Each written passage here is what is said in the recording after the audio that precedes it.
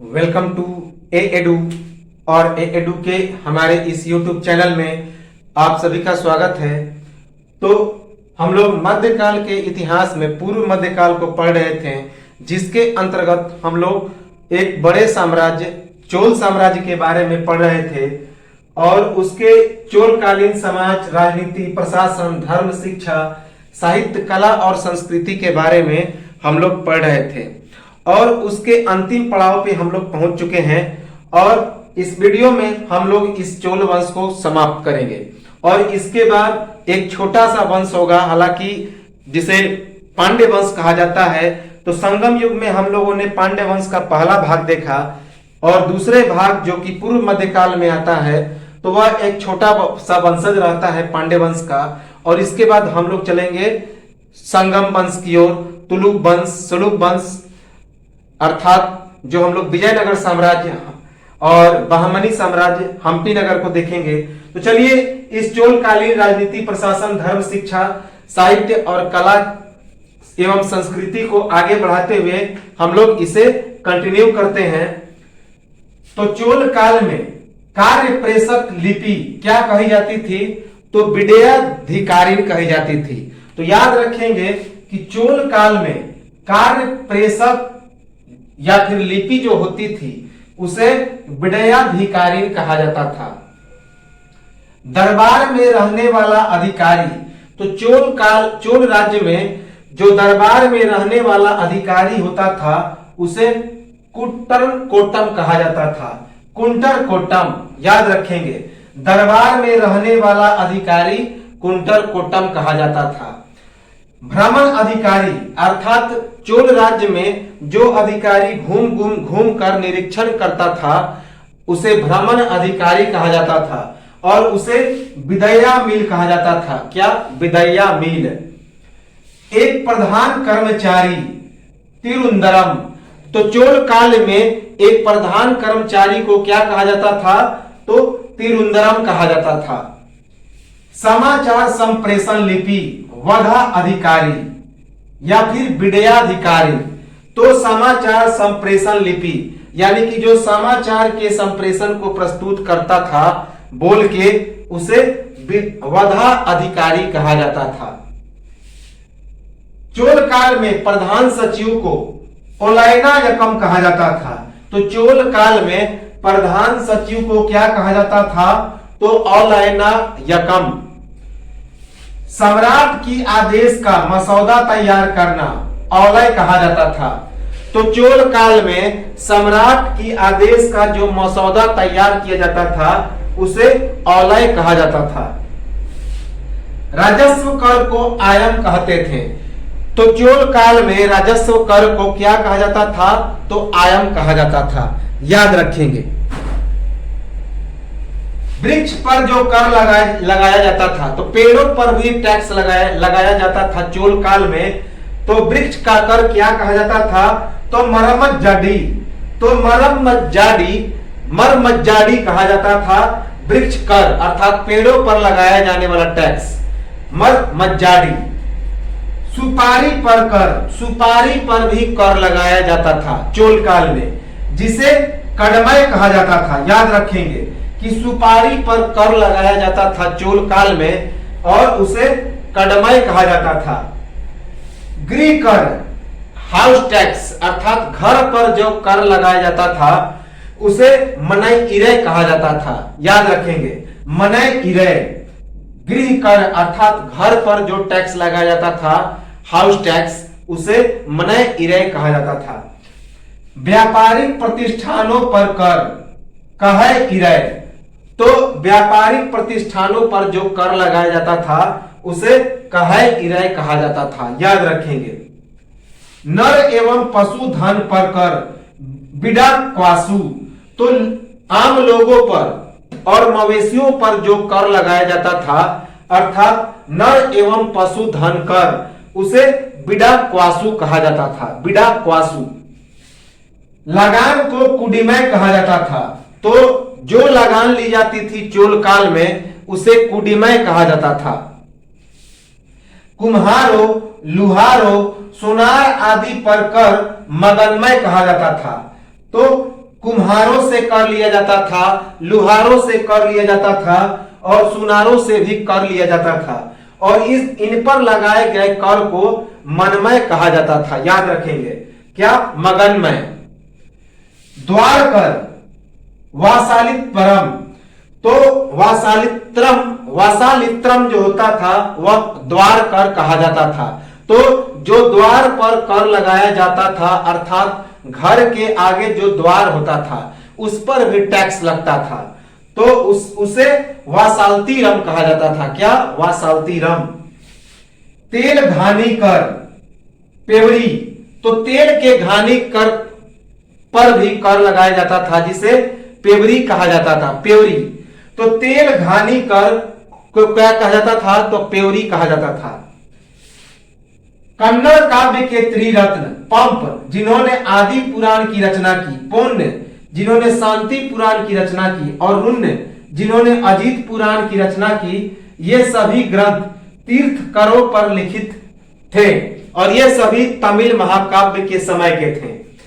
तो कन्नड़ काव्य के त्रिरत्न थे पंप, जो आदि पुराण लिखे, पौन्य, जिन्होंने शांति पुराण लिखा, और रुण्य, जिन्होंने अजीत पुराण लिखा।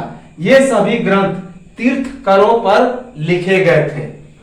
चोल समाज के जो अछूत वर्ग होते थे उन्हें परैया कहा जाता था। तो चोल समाज के अछूत वर्ग या नीच वर्ग होते थे उन्हें परैया कहा जाता था। परैया। चोल नरेश आदित्य प्रथम के द्वारा शिव पूजा के लिए कावेरी नदी के किनारे शिव मंदिर का निर्माण और इसके पुत्र परांतक प्रथम के द्वारा इन्हीं की आराधना में दब्र सभा का निर्माण। तो चोल नरेश आदित्य प्रथम ने शिव की पूजा के लिए कावेरी नदी के किनारे एक शिव के मंदिर का निर्माण किया और इसकी के पुत्र परांतक प्रथम ने इन्हीं की आराधना में दब्र सभा का निर्माण किया। दब्र सभा अर्थात एक ऐसी सभा जहां पे शंकर की पूजा होती है, शिव की पूजा होती है। प्रसिद्ध साहित्य नल बेम्बा, जो कि एक तमिल साहित्य थी, इसकी रचना पुलगेंदी द्वारा। तो प्रसिद्ध तमिल साहित्य नल बेम्बा की रचना किसने की? तो पुलगेंदी ने की। याद रखेंगे, जो कि तमिल साहित्यों के त्रिरत्न में से एक था। तो पुलगेंदी था, एक कंबन था और एक अट्टुकुट्टू थे। तो इसी पुलगेंदु ने तमिल भाषा में तमिल साहित्य नल बेम्बा की रचना की। तमिल साहित्य तिरुटोंडपुरम, जो जिसे पांचवा वेद कहा जाता है, उसकी रचना प्रिय पूर्णम या शेखर के द्वारा। तो तमिल साहित्य तिरुतोंडपुरम या फिर तिरुतोंडपुराणम, जिसे पांचवा वेद कहा जाता है, उसकी रचना प्रिय पूर्णम या प्रिय पुराणम ने की, जिसे शेखर भी कहा जाता है। याद रखेंगे। प्राचीन तमिल कवि मामूलनार द्वारा अपनी रचना में नंद वंश और मौर्य वंश का उल्लेख। तो प्राचीन तमिल कवि मामूलनार ने अपनी रचना में नंद वंश और मौर्य वंश का उल्लेख किया है। याद रखेंगे। तो प्राचीन तमिल कवि मामूलनार ने अपनी रचना में नंद वंश और मौर्य वंश का उल्लेख किया। चोल काल के प्रसिद्ध धार्मिक ग्रंथ तिरुविलायादल पूर्णम या तिरुविलायादल पुराणम, नंदी की रचना, जिसकी रचना किसने की? नंदी ने। तिरुमलाई कांड पुराणम, नांडी अंडार नाम्बी की रचना। तो तिरुमलाई कांड पुराणम नाम्बी अंडार नाम्बी की रचना है। तथा रामानुज नुरदादी, तो रामानुज नुरदादी, उसकी रचना किसके द्वारा? तो अमूदनार की रचना। तो चोल काल के प्रसिद्ध धार्मिक ग्रंथ हैं तिरुविलायादल पुराणम, जिसकी रचना नंदी ने की। उसके बाद तिरुमलाई कांड पुराणम, जिसकी रचना नाम्बी अंडार नाम्बी ने की। और रामानुज नुरदादी, इसकी रचना अमूदनार ने की। तमिल काव्य में आगम वर्ग की कविताएं भगवान शिव की प्रशंसा में वर्णित।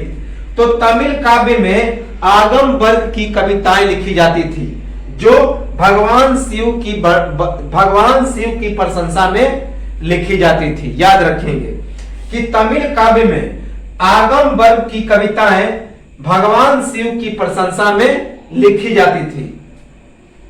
चोल शासकों की 5 से 7 मंजिल इमारतें, जबकि सरदारों के पास 3 से 5 मंजिला। तो चोल शासकों की जो इमारतें होती थीं वे 5 से 7 मंजिला होती थी, जबकि चोल काल के सरदारों की जो इमारतें होती थीं वे 3 से 5 मंजिला इमारतें होती थी। तो चोल शासकों की इमारतें 5 से 7 मंजिला होती थी, जबकि चोल सरदारों की इमारतें 3 से 5 मंजिला होती थी। चोल साम्राज्य में दक्षिण भारत में मंदिर स्थापत्य अपने चरम सीमा पर। मंदिर की विशेषता गर्भगृह अर्थात प्रतिमा कक्ष के ऊपर एक के बाद एक कर 5 से 7 मंजिलों तक निर्माण। तो चोल कालीन साम्राज्य में दक्षिण भारत में जो मंदिर थे वे उनका स्थापत्य अपने चरम सीमा पर था और मंदिर की जो विशेषता थी वह गर्भगृह अर्थात प्रतिमा कक्ष, जहां पे जो मेन मूर्ति होती थी, मेन प्रतिमा होती थी, तो उसके कक्ष को गर्भगृह कहा जाता था।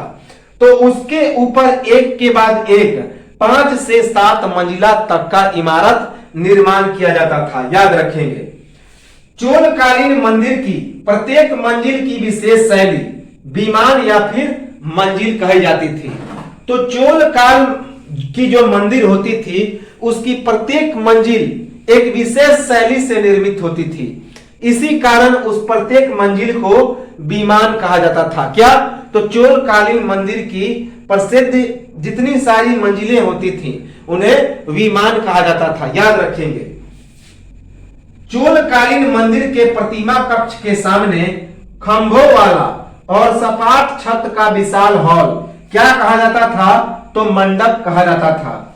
मंडप में देवदासियों के नृत्य एवं सभाओं का आयोजन।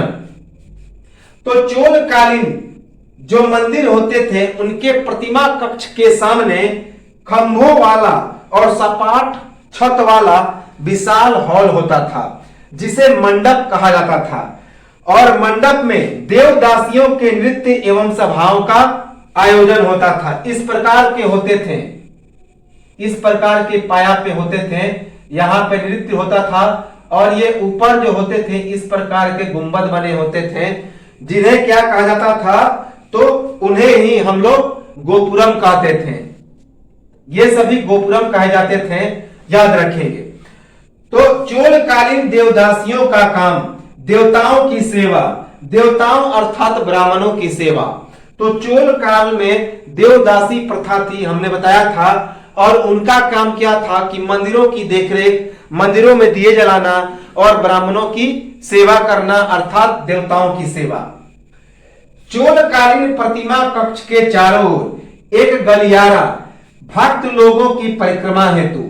तो चोल कालीन प्रतिमा कक्ष के चारों ओर एक गलियारा होता था, इस तरह चारों तरफ से गलियारा, और इसमें परिक्रमा किया जाता था। जो भक्त होते थे वे चारों तरफ मंदिर के चारों ओर इसी गलियारे में परिक्रमा करते थे जैसा कि यज्ञ में किया जाता है। तो चोल कालीन प्रतिमा के कक्ष के चारों ओर एक गलियारा जिसमें भक्त लोग परिक्रमा करते थे। याद रखेंगे चोल कालीन मंदिर के मंडप तथा प्रतिमा कक्ष, चोल कालीन मंदिर के मंडप तथा प्रतिमा कक्ष एक ऊंचे दीवारों वाले बहुत बड़े प्रांगणों में घिरे रहते थे तथा इसमें प्रवेश के लिए बड़े बड़े दरवाजे होते थे जिन्हें गोपुरम कहा जाता था। तो चोल कालीन मंदिर के मंडप और प्रतिमा कक्ष एक ऊंचे दीवारों वाले बहुत बड़े प्रांगण में घिरे रहते थे तथा इसमें प्रवेश के लिए बड़े बड़े दरवाजे होते थे जिन्हें गोपुरम कहा जाता था। याद रखेंगे क्या? तो गोपुरम कहा जाता था। मंदिरों की भूमि के लिए कर मुक्त भूमि का अनुदान। याद रखेंगे कि मंदिरों के निर्माण के लिए भूमि दिया जाता था, जिस पर जो कर मुक्त होता था वो अनुदान के रूप में दिया जाता था चोल काल में। तो चोल काल में मंदिरों के निर्माण के लिए भूमि, कर मुक्त भूमि को अनुदान के रूप में दिया जाता था। तो मंदिरों की भूमि के लिए कर मुक्त भूमि का अनुदान दिया जाता था। किस समय? तो चोल काल में। तमिल काल में श्रवणबेलगोला में गोमतेश्वर मूर्ति का निर्माण, जो एक प्रसिद्ध जैन मंदिर है। तो तमिल काल में कर्नाटक के श्रवणबेलगोला में एक विशाल गोमतेश्वर मंदिर का निर्माण किया गया, जो एक जैन मंदिर है, जो कि महावीर का मंदिर है। तो तमिल काल में श्रवणबेलगोला में गोमतेश्वर मूर्ति का निर्माण, जो एक जैन मंदिर है। राजेश्वर मंदिर का निर्माण 1010 ईस्वी में। तो राजा राज प्रथम के द्वारा निर्मित राजेश्वर मंदिर, जो कि तंजौर में है, उसका निर्माण 1010 ईस्वी में हुआ। याद रखेंगे। गंगैकोंड चोल का अर्थ गंगा का चोल विजेता। तो राजेंद्र प्रथम ने गंगैकोंड चोल नामक एक उपाधि धारण की और गंगैकोंड चोलपुरम का नगर का निर्माण किया। तो इसका मतलब होता है गंगा का चोल विजेता। तो गंगैकोंड चोल का अर्थ होता है गंगा का चोल विजेता, अर्थात गंगा के किनारे जो चोल थे उन्होंने जीत लिया। याद रखेंगे, उस प्रदेश पर विजय प्राप्त किया। चोल काल में आजीविका पर लगने वाला कर आजीव क्वासु। तो चोल काल में जो आजीविका, लोगों की आजीविका पर जो कर लगाया जाता था उसे आजीवक्कासु कहा जाता था। तो आजीविका पर लगने वाला कर क्या कहा जाता था? तो आजीवक्कासु कहा जाता था चोल काल में। ग्राम सुरक्षा कर पाड़ी कावल। तो गांवों की सुरक्षा के लिए भी कर लगाया जाता था चोल काल में, जिसे क्या कहा जाता था? तो उसे आजीवक्कासु कहा जाता था। सॉरी, पाड़ी कावल कहा जाता था। क्या? तो पाड़ी कावल। अभिलेखों में कर और वसूली के लिए हरे या वरी, मरुम पांडु और द्रंडम शब्द का प्रयोग। तो चोल काल के अभिलेखों में कर और वसूली के लिए हरे या वरी, मरुम पांडु और द्रंडम शब्द का प्रयोग किया गया। चोल काल में अन्न का मान 1 कलम अर्थात 3 मन होता था। तो चोल काल में जो अनाज होते थे उनका मान 1 कलम या फिर 3 मन के बराबर होता था।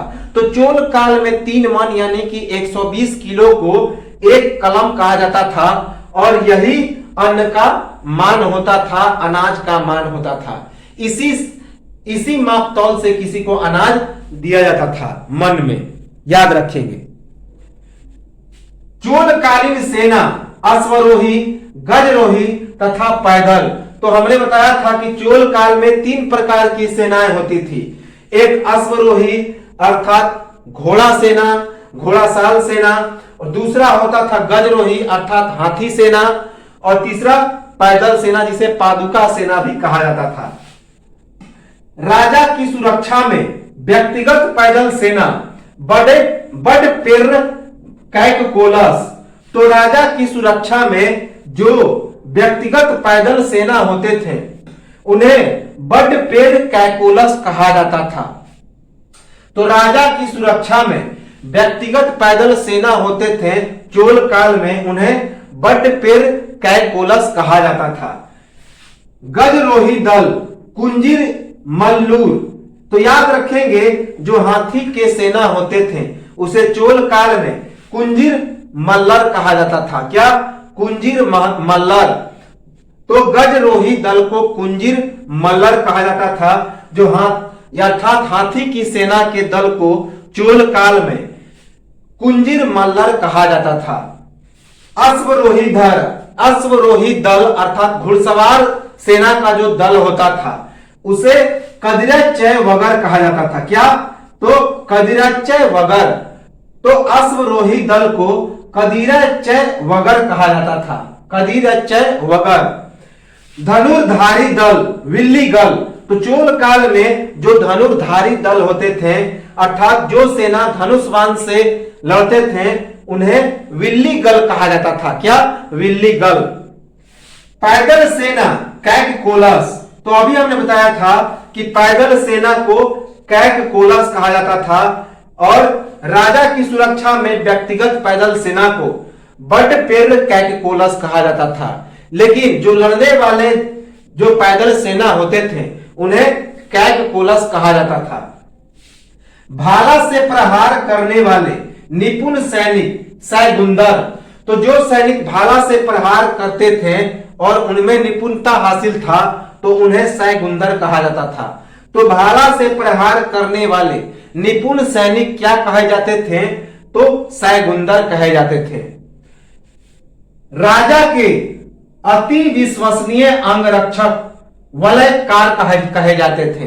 तो जो राजा के अति विश्वसनीय अंगरक्षक होते थे उन्हें वलयकार कहा जाता था। याद रखेंगे कि राजा के अति विश्वसनीय अंगरक्षक क्या कहे जाते थे? तो वलयकार कहे जाते थे, वलयकार। चोल काल में सेना की टुकड़ी का नेतृत्व करने वाले नायक तथा सेनाध्यक्ष महादंड नायक कहे जाते थे। सेना का सबसे संगठित अंग कौन था? तो पैदल सेना था। तो चोल काल में सेना की टुकड़ी का जो नेतृत्व करता था उसे नायक कहा जाता था, जबकि जो सेना का अध्यक्ष होता था उसे महादंड नायक कहा जाता था। और सेना का जो सबसे संगठित अंग होता था वह कौन था? तो पैदल सेना। याद रखेंगे चोल सेना में अनेक सेनापति ब्राह्मण ब्रह्मधीराज जिसे कहते थे। तो चोल सेना में अनेक सेनापति ब्राह्मण होते थे जिन्हें ब्रह्माधीराज कहा जाता था। याद रखेंगे ब्रह्माधीराज या फिर ब्रह्मधीराज। चोल अभिलेखों के अनुसार राजा का धर्मासन का अंतिम न्याय करने के लिए याद रखेंगे उल्लेख, जहां पर राजा का न्याय धर्मासन भट्ट अर्थात ब्राह्मण विद्वान एवं स्मृति शास्त्र ज्ञाता के द्वारा।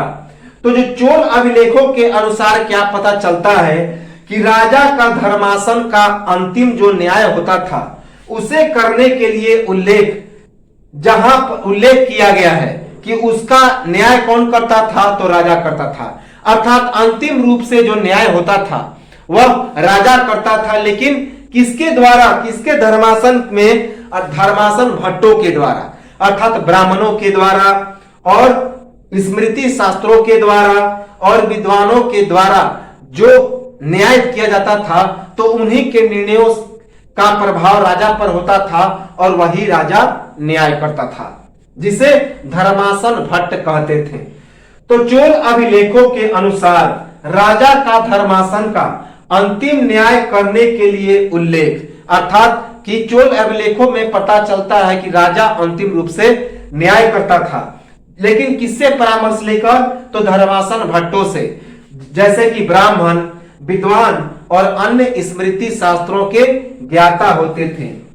चोल काल में आर्थिक दंड किस रूप में दिए जाते थे? तो स्वर्ण मुद्रा या कासू के रूप में। तो चोल काल में जिन्हें आर्थिक दंड दिया जाता था तो उन आरोपियों को स्वर्ण मुद्रा या फिर कासू दिया जाता था राजा को। तो आर्थिक दंड के रूप में स्वर्ण मुद्रा या कासू का प्रावधान था चोल काल में। नगर की सभा की श्रेणी पुग कही जाती थी। तो चोल काल में नगर की जो सभा की श्रेणी होती थी उसे पुग कहा जाता था। क्या? तो पुग। बड़े बड़े शहर एवं गांव मिलकर चोल कुर्रम का निर्माण, जिसे तुनियर या तंकुरम की संज्ञा। तो बड़े बड़े शहर और गांव मिलकर चोल काल में कुर्रम का निर्माण करते थे। हमने बताया था कुर्रम का मतलब होता है गांवों की सभा। तो बड़े बड़े शहर और गांव मिलकर कुर्रम का निर्माण करते थे, जिसे तुनियर या तंकुरम कहा जाता था। क्या? तो तुनियर या तंकुरम। चोल सेना में अधिकांश अरबी घोड़े, इंपॉर्टेंट है कि चोल सेना में जितने सारे घोड़े होते थे उनमें अधिकांश हिस्सा किसका होता था? तो अरबी घोड़े का होता था। तो चोल सेना में अधिकांश जो घोड़े होते थे वे कौन से घोड़े होते थे? तो अरबी घोड़े होते थे, अरब के घोड़े होते थे। मठों को दी जाने वाली भूमि पडापुर कहा जाता था। तो चोल काल में जो भूमि मठों के लिए दी जाती थी उन्हें पडप्पुर कहा जाता था। याद रखेंगे, पडप्पुर। तो चोल काल में मठों को दी जाने वाली भूमि क्या कहा जाता था? तो पडप्पुर कहा जाता था। आधुनिक भारत की पंचायती राज व्यवस्था चोल साम्राज्य से प्रेरित। तो आधुनिक जो भारत है उसमें जो पंचायती राज की व्यवस्था है वह चोल साम्राज्य से प्रेरित है, क्योंकि चोल साम्राज्य में हमने बताया था कि पंचायती राज व्यवस्था या स्थानीय स्वशासन सबसे पहले लागू हुआ। तो आधुनिक भारत की पंचायती राज व्यवस्था किससे प्रेरित है? तो चोल साम्राज्य से। बृहदेश्वर मंदिर या फिर राजराजेश्वर मंदिर का विमान भारतीय वास्तुकला का निष्कर्ष, यह बात किसने कहा? तो पर्सी ब्राउन ने। तो प्रसिद्ध इतिहासकार पर्सी ब्राउन ने कहा कि राजराज प्रथम के द्वारा निर्मित बृहदेश्वर मंदिर का जो विमान था वह भारतीय वास्तुकला का एक उत्तम निष्कर्ष है। चोल काल में विनिमय का माध्यम धान। तो चोल काल में एक्सचेंज का माध्यम क्या था? तो धान था। अर्थात किसी वस्तु को लेना होता था तो बदले में धान दिया जाता था, मुद्रा नहीं दी जाती थी। तो चोल काल में विनिमय का माध्यम क्या था? तो धान था। बागान समिति का काम सड़कों की देखभाल। तो सड़कों की देखभाल के लिए एक समिति होती थी जिसे बागान समिति कहा जाता था। तो बागान समिति का क्या काम था? तो उसका काम था सड़कों की देखभाल करना। चोल काल का सबसे प्रसिद्ध बंदरगाह कावेरी पट्टनम, याद रखेंगे, जिसका निर्माण कब हुआ? तो 10वीं शताब्दी में। तो 10वीं शताब्दी में अर्थात चोल काल में जो सबसे प्रसिद्ध बंदरगाह था वह कौन था? तो कावेरी पट्टनम था। तो चोल काल का सबसे प्रसिद्ध बंदरगाह कावेरी पट्टनम कब था? तो 10वीं शताब्दी में। गोवा के कदम्ब शासक जयकेश प्रथम के द्वारा चोलों एवं चालुक्यों के मध्य शांति समझौता। तो गोवा के कदम्ब शासक जयकेश प्रथम ने चोलों एवं चालुक्यों के मध्य शांति समझौता स्थापित किया। किसने? तो गोवा का कदम्ब शासक जयकेश प्रथम ने चोलों एवं चालुक्यों के मध्य शांति समझौता को स्थापित किया। जैन संस्थानों को दान की गई भूमि क्या कही जाती थी? तो पल्ली चंदम कही जाती थी। तो जैन संस्थानों को दान की गई भूमि पल्ली चंदम कही जाती थी। गैर ब्राह्मण किसानों की भूमि बेलन बगाई। तो जो भूमि गैर ब्राह्मण किसानों की होती थी उसे बेलन बगाई कहा जाता था। तो गैर ब्राह्मण किसानों की भूमि बेलन बगाई कहा जाता था, याद रखेंगे। और मंदिरों को दी गई भूमि देवदान या फिर तिरुनमठ इक्कनी कहा जाता था। तो मंदिरों को दी गई भूमि चोल काल में मंदिरों को दी गई भूमि देवदान या फिर तिरुनमठ इक्कनी कहा जाता था। तो यह तो था एक चोल साम्राज्य जिसकी होती है समाप्ति, जो एक महान साम्राज्य था, बड़ा साम्राज्य था, इंपेरर था। तो इस प्रकार हम लोगों ने चोल साम्राज्य को पूरी तरह से पूरा डिटेल में समाप्त किया। इसके बाद हम लोग मिलेंगे पूर्व मध्यकालीन पांड्य वंश, जो कि छोटा साम्राज्य है, तो उसमें से कम प्रश्न आते हैं। तो अगले वीडियो में हम लोग मिलेंगे पूर्व मध्यकालीन पांड्य वंश और उसको समाप्त करेंगे और चलेंगे सब एक और महान वंश जिसका नाम था संगम डायनेस्टी या संगम वंश की ओर। तो एक स्क्रीनशॉट लें और मिलेंगे हम लोग अगले वीडियो में। तब तक